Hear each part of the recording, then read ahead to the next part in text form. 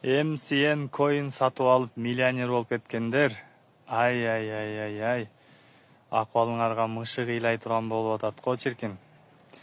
Лидериңер куп кулагыңарга лапшаны илип, лагманды чоюп, мээңерге чайды кайнатып туруп, мен нак эле алдагамын деди го чиркин.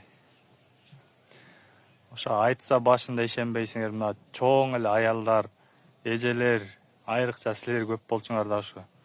Алаканды ушундай чабасыңар, шак эткизип. Кана алакан чапканыңарга миллион берип атабы эми. Кыйын болуп лидериңер менин алда койгон 3 максатым бар. Бирөөсү Кыргызстандын карызын төлөйм дейт го. Биринчи өзүңүн карызыңды төлөп ал деген адам жок эмчи.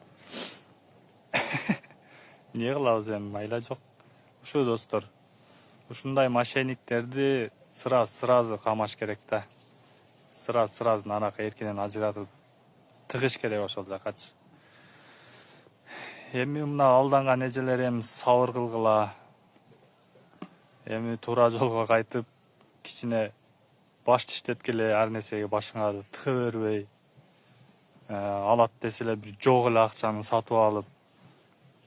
Мындайча айтканда воздухту сатып алдыңар да силерчи, долларларгачы. MC коин воздух акча.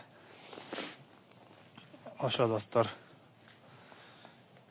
MC коиндин лидерин камап койду.